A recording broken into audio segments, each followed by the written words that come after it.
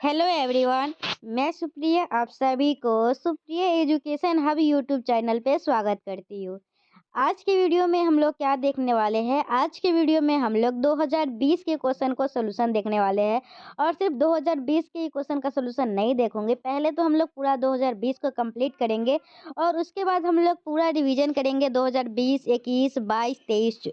ठीक है, 20, 21, 22, 23 और 19 का एक थ्योरम है, उस थ्योरम को हम लोग देख लेंगे। ठीक है, क्योंकि आप लोगों का एग्जामिनेशन कल ही है तो मैं सोची एक वन शॉट वीडियो बना देती हूँ 2-3 घंटा का, जिसमें आप लोगों का पूरा रिवीजन हो जाए। तो पहले मैं 2020 का करवाऊंगी। क्यों? क्योंकि 2020 का हम लोग अभी नहीं किए हुए हैं, तो इसको थोड़ा सा शांति से अच्छे से हम लोग कर लेते हैं और बाकी सब तो हम लोग पहले से कर चुके हैं, तो हम लोग उसको रिवीजन के हिसाब से करेंगे। ठीक है, तो चलिए देखिए 2020 का सबसे फर्स्ट नंबर क्वेश्चन क्या है।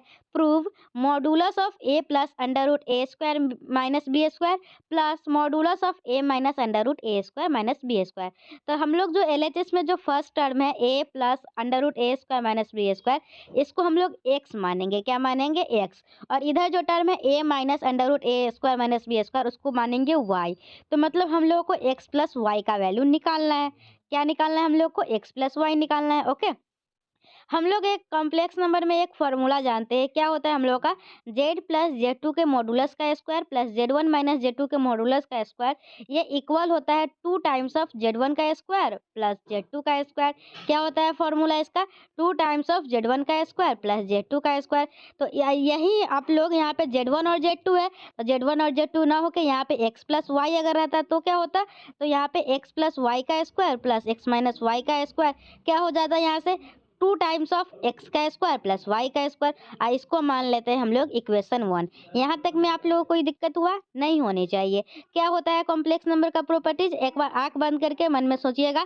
जेड प्लस जेड टू का मॉडुलस का square plus Z one minus Z two के मॉडुलस का square equal to 2 times of Z one का मॉडुलस इंटू जेड टू का मॉडुलस। तो यहाँ पे हम लोग जेड वन जेड टू वहाँ पे था, अगर जेड वन जेड टू की जगह पे अगर एक्स प्लस वाई रहता तो क्या हो जाता आप लोगों का?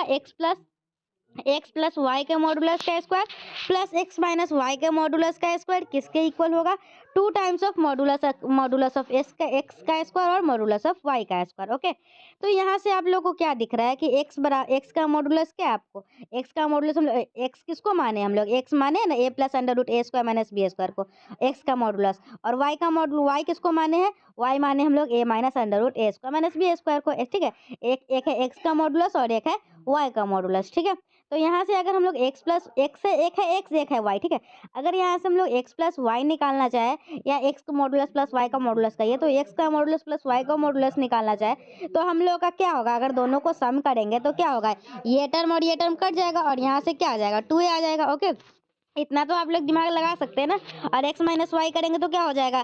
ये A plus under root A square minus B square minus of A plus ही हो जाएगा ये, क्योंकि माइनस करेंगे तो हम लोग माइनस से मल्टीप्लाई हो जाएगा, तो एक तो माइनस में आ जाएगा एक प्लस में, और ए प्लस में एक माइनस में तो कट जाएगा।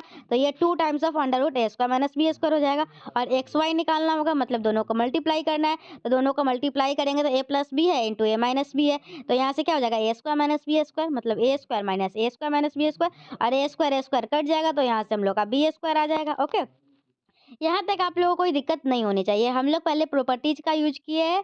ठीक है, और जेड वन जेड टू का प्रॉपर्टीज जानते थे तो उसके हिसाब से हम लोग एक्स और वाई का निकाल लिए। यहाँ से हम लोग को एक्स प्लस वाई भी पता चल गया, एक्स माइनस वाई भी पता चल गया, एक्स वाई भी पता चल गया। जहाँ जिसका काम पड़ेगा वहाँ पे रखेंगे। चलिए हम लोग एक फार्मूला जानते हैं। क्या फार्मूला जानते हैं? अगर आप लोगों से कोई बोलेगा कि modulus of X plus modulus of Y का होल स्क्वायर बताओ, तो क्या बताइएगा? वही ना, A square plus B square plus 2ab। तो यहाँ A square plus B square plus 2ab लिख देंगे। और यहाँ से X square plus Y square निकालेंगे। क्या करेंगे हम लोग? यहाँ से X square plus one Y square. देखिए यहाँ पे क्या है हम लोगों का? एक्स प्लस वाई है, एक्स माइनस वाई है, एक्स वाई है। ठीक है, तो हम लोग देखिए यहाँ पे क्या है? एक्स प्लस अगर एक्स का मॉडुलस का स्क्वायर प्लस वाई का मॉडुलस का स्क्वायर, ये 2 इधर मल्टीप्लीकेशन में है तो इधर जाएगा तो क्या हो जाएगा? डिवाइड में हो जाएगा। तो ये क्या आ जाएगा? 1/2 times of X plus Y का मॉडुलस का square plus X minus Y का मॉडुलस का स्क्वायर, और ये 2 टाइम्स ऑफ एक्स वाई है तो 2 टाइम्स ऑफ एक्स वाई हो जाएगा। ये हम लोग इक्वेशन 1 की हेल्प से लिखे, इसलिए ब्रैकेट में लिख देंगे इक्वेशन 1। ओके, तो यहाँ पे x प्लस वाई किसके बराबर है, 2a के बराबर है। x माइनस वाई किसके बराबर है, इसके बराबर है। तो जो भी जिसके बराबर है वो लिख दिए। अब हम लोग क्या करेंगे, इसका होल स्क्वायर तोड़ेंगे। तो 2a का स्क्वायर क्या हो जाएगा, 4a स्क्वायर। और यहाँ 2 times of under root A square minus B square क्या हो जाएगा, 4 under root A square minus B square. और फिर जैसे हम लोग वैसे ही करेंगे, 2 अब अंदर में जाकर सबके साथ मल्टीप्लाई होगा, फिर ये वैल्यू आ जाएगा। ठीक है, अब हम लोग ए स्क्वायर माइनस बी स्क्वायर, यहाँ पे इसको पहले फिर इसको सजा के लिख देंगे। इसको सजा के लिख देंगे तो आप लोगों को कुछ दिख रहा होगा, क्या दिख रहा होगा, कुछ नहीं दिख रहा है आप लोगों को। जस्ट वेट, ये है 2 टाइम्स ऑफ ए स्क्वायर, ये है 2 टाइम्स ऑफ बी स्क्वायर, ये है 2 times of A square minus B square. तो हम लोग 2 टाइम्स ऑफ क्या किए, इसके बाद आप लोग क्या किए, थोड़ा सा देखिए। यहाँ पे तो A square minus B square की जगह पे ए प्लस बी इंटू ए माइनस बी लिख दिए। और यहाँ पे हम लोग 2 टाइम्स ऑफ मॉडुलस का square plus 2 times of modulus का स्क्वायर। ठीक है, यहाँ पे हम लोग क्या किए, इसके जगह पे हम लोग लिख सकते हैं, क्या लिख सकते हैं, ए प्लस बी का मॉडुलस का square plus A minus B का मॉडुलस का स्क्वायर। ठीक है, इस तरीके से। तो हम लोग का क्या क्या आ जाएगा यहाँ से, मतलब ए प्लस बी का होल स्क्वायर और प्लस ए माइनस बी का होल स्क्वायर जोड़ेंगे तो A square plus B square plus 2ab। तो ये दोनों तो कट जाएगा, A square plus B square plus 2ab, ये क्या हो जाएगा, 2 बार आ जाएगा। ठीक है, तो यहीं से हम लोग इसको ए प्लस बी का whole square plus A minus B का होल स्क्वायर प्लस 2ab लिख देंगे। और ये जो ध्यान से देखेंगे तो ये ए प्लस बी का होल स्क्वायर है। ठीक है, किसका फॉर्मूला है ये, ए प्लस बी का। तो यहाँ पे ए प्लस बी और प्लस ए माइनस बी का होल स्क्वायर हो जाएगा। तो दोनों का स्क्वायर क्या है, तो दोनों तरफ रूट ले लेंगे तो हम लोग को जो प्रूफ करना था वो आ जाएगा। ठीक है, चलिए नेक्स्ट क्वेश्चन में क्या है, आप लोगों को find the analytic function F Z which the real part is given. मतलब देखिए, जब भी आप लोगों को रियल पार्ट दिया रहेगा और आप लोगों से बोलेगा कि इसका एनालिटिक फंक्शन निकालिए, तो या तो कभी होगा रियल पार्ट दे देगा या तो कभी इमेजनरी पार्ट दे देगा, और आप लोगों को बोलेगा कि इसका एनालिटिक फंक्शन निकालिए। तो इसको निकालने के लिए हम लोग को मिलने थॉमसन मेथड का हेल्प लेना होगा। अगर आप लोगों को यू दिया रहेगा, ठीक है, इस क्वेश्चन में रियल पार्ट ही दिया हुआ है तो हम लोग रियल पार्ट से ही देख लेते हैं। ठीक है, अगर यू इक्वल टू दिया हुआ है तो मिलने थॉमसन मेथड क्या बोलता है कि पहले del U upon del X निकालिए, फिर del U upon del Y निकालिए। पहला स्टेप क्या है, दिमाग में देखिए पूरा लाइन स्टेप बाय स्टेप रटने की जरूरत नहीं है, दिमाग में इतना बैठाइए कि अगर आप लोगों को रियल पार्ट दे के एनालिटिक फंक्शन बोलेगा निकालने के लिए तो कुछ नहीं करना होता है, बस हम लोग को पहले del U upon del X निकालना होता है, फिर del U upon del Y निकालना होता है। Del U upon del X कैसे निकालते हैं, कहने का मतलब है पार्शियल डिफरेंशिएशन करना होता है डेल यू में, और डेल यू एक्स के रिस्पेक्ट में करेंगे तो वाई कांस्टेंट रहेगा, और जब वाई के रिस्पेक्ट में करेंगे तो वो एक्स कांस्टेंट रहेगा। उस हिसाब से हम लोग पार्शियल डिफरेंशिएशन करके वैल्यू निकाल लेते हैं। जो भी वैल्यू आएगा ना उसमें एक्स के जगह पे जेड और वाई के जगह पे जीरो रख के हम लोग फाइव वन जेड जीरो निकाल लेंगे। Del U upon del Y में हम लोग इसी तरीके से एक्स के जगह पे पहले del U upon del X निकालेंगे, फिर उसमें वैल्यू डाल के फाइव वन जेड वन निकाल लेंगे।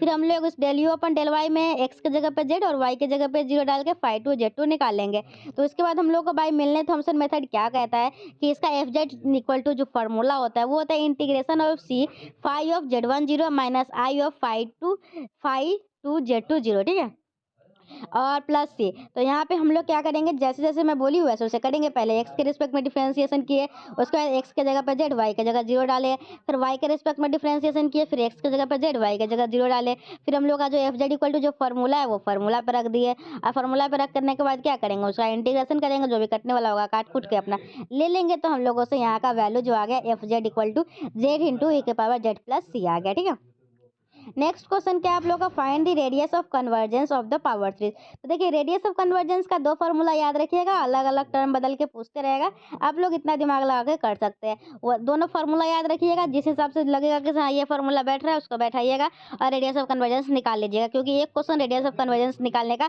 मैं लगभग हर साल का क्वेश्चन बनाई हूँ ना, तो एक 5 नंबर का तो क्वेश्चन 5 नंबर तो ऐसे ही फिक्स है। पास करने के लिए कितना नंबर चाहिए थे, तो इस 5 नंबर यहाँ से आ गया और बचा 20 नंबर ट्रू फॉल्स से एक दूसरे से पूछ के बना लीजिएगा। पूरे 20 में नहीं आएगा मुझे पता है, लेकिन 7-8 तो सही हो ही जाएगा ना, 5 सही होगा। अगर कुछ नहीं आ रहा है ना ट्रू फॉल्स में तो सारा में ट्रू भर दीजिएगा। ठीक है, अगर कोई अपना 2-3 ऑप्शन फॉल्स वाला मिल जाता है तो कोई बता देता है, लेकिन कोई बताएगा ना थोड़ा भरोसा भी मत कीजिएगा, क्योंकि सब उसी टाइप का स्टूडेंट होता है जैसे आप होते हैं ना वैसे, इसलिए ट्रू फॉल्स उसमें किसी का भरोसा नहीं कीजिएगा।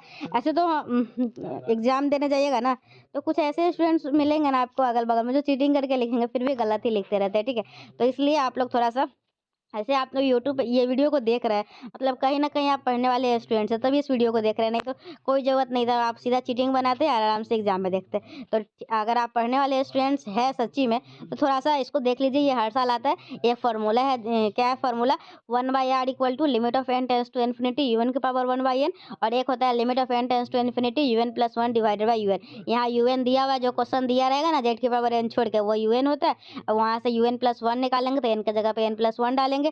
फिर limit of n tends to infinity un plus 1 divided by un करेंगे। और फिर हम लोग ये देखिए, एक बात याद रखिएगा, अगर 5 का फैक्टोरियल पूछेगा तो क्या होगा? 5 × 4, 5 × 4 × 3 × 2 × 1, ठीक है? या फिर इसको मतलब 5 और 4 का फैक्टोरियल क्या पूछता है? 4 का फैक्टोरियल क्या होता है? 4 गुने 3 गुने 2 गुने 1। तो हम लोग 5 गुने 4 गुने 3 गुने 2 को 5 गुने 4 3 2 1 को एक साथ 4 फैक्टोरियल लिख सकते हैं। ठीक उसी प्रकार n प्लस 1 है तो n प्लस 1 का फैक्टोरियल पूछेगा तो n प्लस 1, फिर 1 घटा के n फैक्टोरियल, फिर n माइनस 1 फैक्टोरियल, फिर n माइनस 1 n माइनस 2, इस तरीके से जाएगा।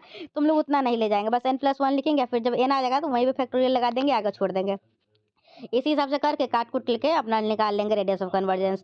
नेक्स्ट क्या आप लोगों को, so that the resultant of two bilinear transformation is a bilinear transformation. तो ये बहुत ही ज़्यादा इंपॉर्टेंट है, क्योंकि एक बार नहीं, मैं कितना बार देखी हुई क्वेश्चन में बार बार रिपीट है, तो इसको किसी भी हाल में कर ही लेना है। क्या है?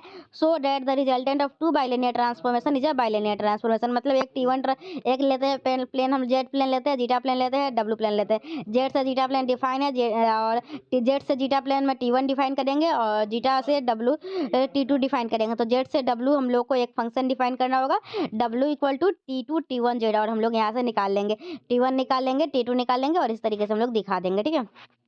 क्या आप लोग का डिफाइन है pole and essential singularity with example. तो पोल क्या होता है? तो ये पोल जो है ना, एक सिंगुलरिटी है। A pole is a type of singularity of a complex function if a function F Z is analytic in some region except at a point Z naught. ठीक है? देखिए, कोई भी फंक्शन जो है ना, वो एनालिटिक होगा किसी भी रीजन में, लेकिन किसी खास पॉइंट में वो एनालिटिक नहीं होगा। तो उसी जिस खास पॉइंट पे वो एनालिटिक नहीं होता है ना, उसी खास पॉइंट को हम लोग पोल कहते हैं। ठीक है? and the function behave like this for some positive integer n as s tends to 0, then z naught is called a pole of order n। ठीक है? इसका पावर n है तो n हो जाएगा, पावर 2 रहता है तो ऑर्डर 2 हो जाता है। तो एग्जाम्पल के लिए क्या हो जाएगा? F Z equal to 1/z minus 1 का स्क्वायर है, जब पोल ऑफ ऑर्डर 2, तो z minus 1 z equal to 1 है, पोल है, और ऑर्डर कितना है? 2 हो जाएगा। इसेंशियल सिंगुलरिटी क्या होता है? तो ये singularity z equal to A is called essential singularity if principal part of fz contains infinite number of terms, that means bn not equal to 0 for infinitely many value of n। Essential singularity क्या होता है? तो essential singularity होता है देखिए, कुछ singularity हो गया, जैसे isolated singularity, essential singularity, removal singularity. ठीक है? और भी कुछ सिंगुलरिटी है, वो सारा बहुत ही इंपॉर्टेंट है, तो वो सारा डेफिनेशन में एक बार और बताऊंगी, आप लोग इस वीडियो में ही रहिएगा। ठीक है? तो क्या है? A singularity Z equal to A is called essential singularity if principal part of F Z contains infinite number of term. अगर इसेंशियल सिंगुलरिटी किसको बोलेंगे? जिसका प्रिंसिपल पार्ट में इनफाइनाइट नंबर ऑफ टर्म्स होगा। ठीक है? दैट मीन्स मतलब B N zero के बराबर नहीं होगा। तो एग्जाम्पल के लिए याद रखिएगा, e के power 1/z, z equal to अगर जीरो रखते तो वैल्यू क्या आ जाता है? इनफाइनाइट। ठीक है? लॉन्ग क्वेश्चन क्या है? Cauchy Riemann equation. देखिए, कॉची राइमन इक्वेशन या तो पोलर फॉर्म में, या तो कार्टेशियन फॉर्म में, या तो सीधा पूछा जाएगा कॉची राइमन इक्वेशन निकालिए। ये क्वेश्चन बार बार पूछता है, तो आप लोगों को किसी भी हाल में कर ही लेना है। ठीक है? बार बार, एक बार नहीं, कितना साल में देखी हूँ, लगभग हर साल कॉची राइमन इक्वेशन आता ही है, कभी पोलर फॉर्म में तो कभी बार कार्टेशियन फॉर्म में। नेक्स्ट क्या आप लोग का? State and proof Cauchy hand state and proof, या फिर मैं हम लोग ऐसा करते हैं ना कि ये वीडियो में 2020 वाला आपको अभी मिल जाएगा। ठीक है? लाइव आके हम लोग 10 बजे पूरा रिवीजन कर लेंगे। ठीक है? State and prove Cauchy Hadamard theorem of the power series summation of A N into Z के पावर एन। तो कॉची हेडमार्ड थ्योरम क्या बोलता है? कि रेडियस ऑफ कन्वर्जेंस जो पावर सीरीज होता है ना, वो आप लोग का अगर एक्स का मॉडुलस लेस देन 1 है, लेस देन आर है। ठीक है? एक्स का मॉडुलस लेस देन आर है तो ये एब्सोल्युटली कन्वर्ज होगा, और एक्स का मॉडुलस ग्रेटर देन आर है तो वो डाइवर्ज होगा। तो if the radius of convergence of the power series summation of n equal to 0 से infinity a n x n is r, then the series is absolutely convergent if x का modulus less than r and divergence if x का modulus greater than r। Proof में कैसे करेंगे? तो by definition of absolutely convergent of series, तो absolutely convergent of series का क्या definition होता है? कि ए एन एक्स एन जो है ना, वो एब्सोल्युटली कन्वर्जेंट होगा कब? अगर इसका मॉडुलस हम लोग निकालेंगे, अगर वो कन्वर्जेंट हो जाता है तो वो हम लोग का फंक्शन एब्सोल्युटली कन्वर्जेंट होगा। तो इसका हम लोग मॉडुलस निकालेंगे ए एन एक्स एन, ठीक है, ए एन इंटू एक्स एन, ठीक है। तो ए एन एक्स एन अगर कन्वर्जेंट है कि डाइवर्जेंट कैसे पता चलेगा, तो इसके लिए हम लोग कॉची रूट टेस्ट का सहारा लेंगे। तो कॉची रूट टेस्ट का सहारा लिए, ठीक है। और ए एन एक्स एन किसके बराबर है, ए एन एक्स एन जो है वो आर के बराबर है, क्वेश्चन में दिया हुआ है, ठीक है। तो हम लोग इसका यूज किए, तो ये हम लोग का जो वैल्यू आया वो एक्स लेस देन आर के लिए कन्वर्जेंट आया। और डाइवर्जेंट कब होता है, जब हम लोग का एक यू एन के power one by n greater than one होता है, ठीक है। कॉची रूट टेस्ट यही बोलता है। कॉची रूट टेस्ट क्या बोलता है, यू एन के power one by n is less than one होगा तो वो कन्वर्जेंट होगा, यू एन के पावर वन बाई एन अगर ग्रेटर देन वन होगा तो डाइवर्जेंट होगा। तो इसी तरीके से हम लोग का ये वैल्यू आ जाएगा। ये जो हम लोग का क्या है, स्टेट एंड प्रूव लियोविल्स थ्योरम, तो ये भी इंपॉर्टेंट है, 2-3 साल मैं देखी हूँ 2-3 बार, तो इसको भी आप लोग को अच्छे से कर लेना है। क्या कहता है लियोविल्स थ्योरम, लियोविल्स थ्योरम बोलता है कि अगर if the entire function F Z is bounded, अगर पूरे के पूरे फंक्शन अगर if the entire function F Z अगर बाउंडेड है तो वो एक कांस्टेंट फंक्शन होगा। मतलब अगर एफ ए निकाले, एफ बी निकाले, एफ सी निकाले, सब के सब इक्वल होगा। गिवन क्या है, एफ जेड जो है वो इंटायर है एंड बाउंडेड है।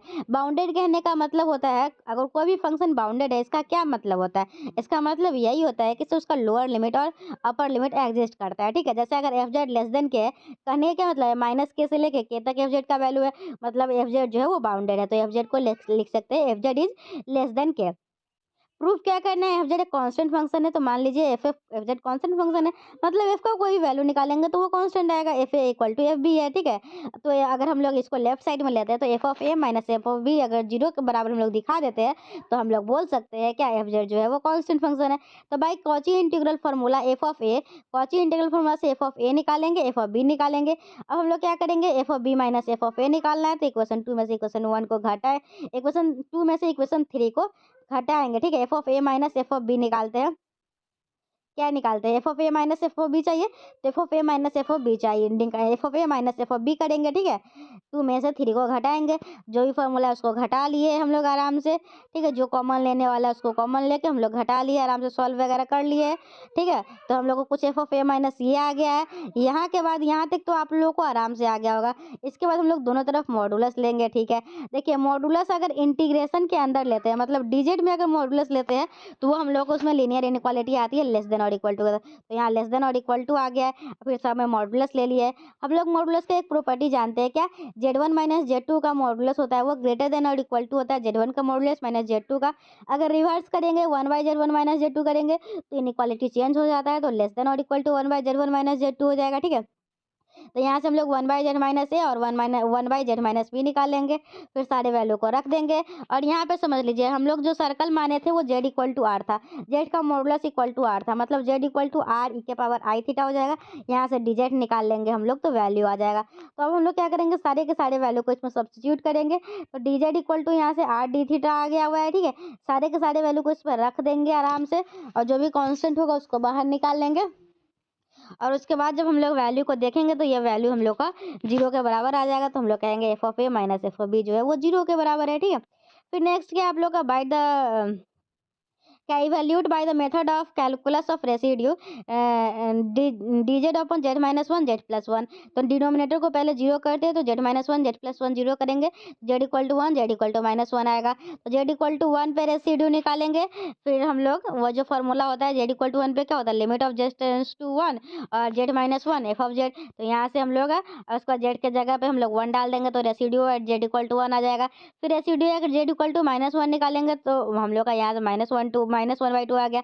हम लोग जानते हैं इंटीग्रेशन का फॉर्मूला क्या होता है, टू पाई कॉची क्या कॉसी कॉची रेसिड्यू थ्योरम क्या कहता है, two pi I into residue of all भी जितना भी है उसमें रेसिड्यू निकलेगा सबका सम, जिसको जिसको हम लोग कंसीडर कर सकते हैं, जो जो हम लोग का वो वैल्यू जो है ना उसके अंदर में आएगा ना उसी को हम लोग बस लेंगे। जैसे वो जीरो हम लोग का जो वैल्यू है इसमें जो हम लोग का पोल है वो पोल क्या है, माइनस वन है, ठीक है। तो हम लोग का वैल्यू क्या आया है, रेसिड्यू 0.5 माइनस 0.5, तो दोनों इसके बीच में है, तो हम लोग इसको कंसीडर सबको करेंगे तो हम लोग का इसका वैल्यू जीरो आ जाएगा।